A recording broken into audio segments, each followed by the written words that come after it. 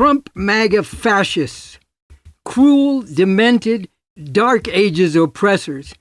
who twist reality inside out to justify their lawless tyranny.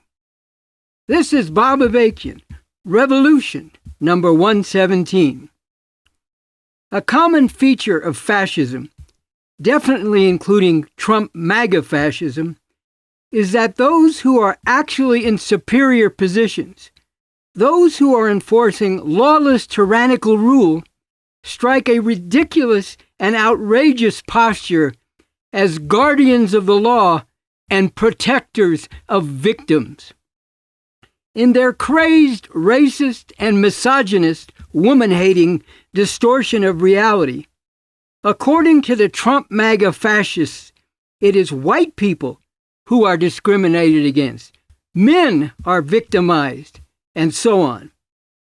Trump himself plays the victim while he tramples all over the law and the Constitution he has sworn to uphold. He continually whines that he has been unfairly persecuted because of moves to hold him accountable for the serious crimes he has committed, including his attempt to pull off a coup to remain in power after he lost the 2020 election. What does it mean when these people pose as victims and protectors of victims? It means that they are moving to use the power of government to even more viciously and violently persecute those who in reality are actually discriminated against and oppressed, and those who stand with them and stand in the way of Trump MAGA fascism. Among other outrages, Trump and his fascist regime has attempted to defy the Constitution and deny citizenship to people born in this country, has sent immigrants who have been convicted of no crime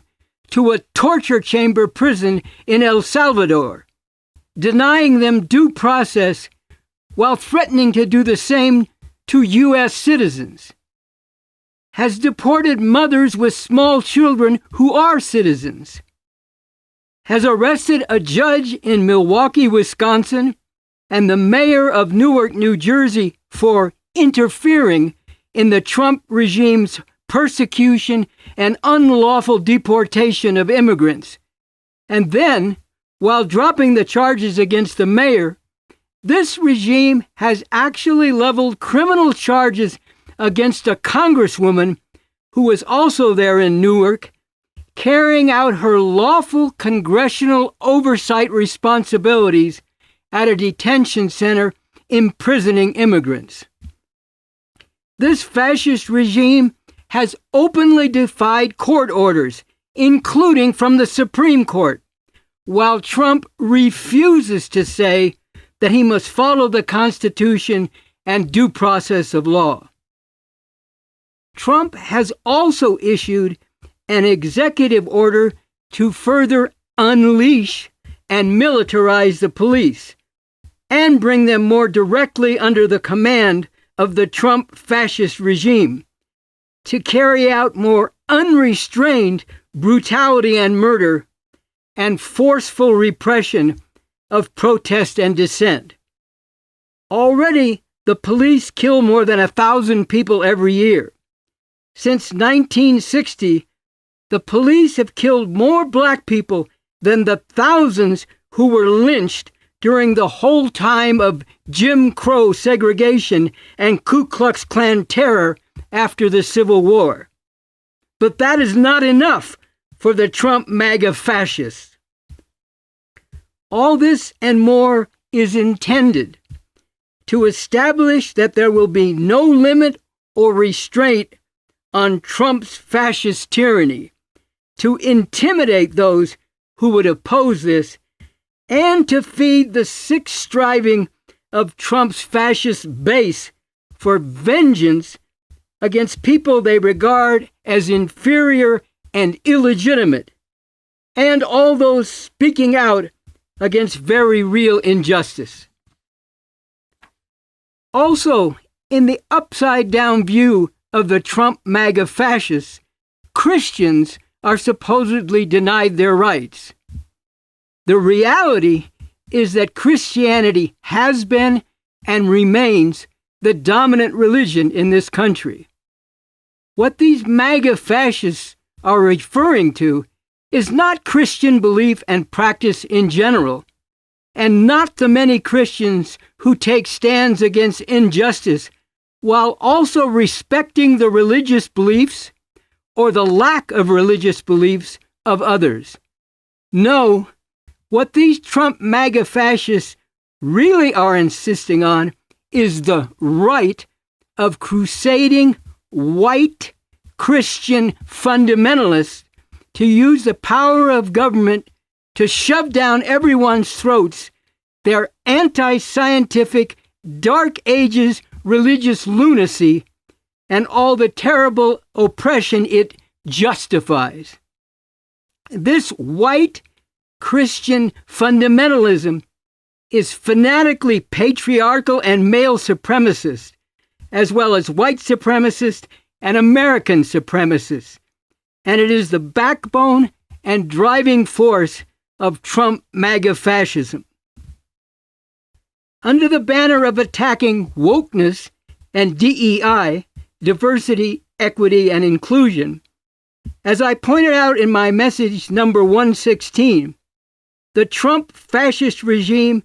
is openly moving to wipe out any mention of race or gender and the whole oppressive history of this country, as part of its determined drive to reverse even the partial gains that have been made over the past 80 years in the fight against this oppression. Trump's racism is so blatant and perverse that he openly sides with white racists from South Africa who claim they are persecuted as a result of the end of apartheid, which for generations subjected the masses of African people there to horrific, murderous oppression for the benefit of a small white minority. Now that apartheid has been ended in South Africa,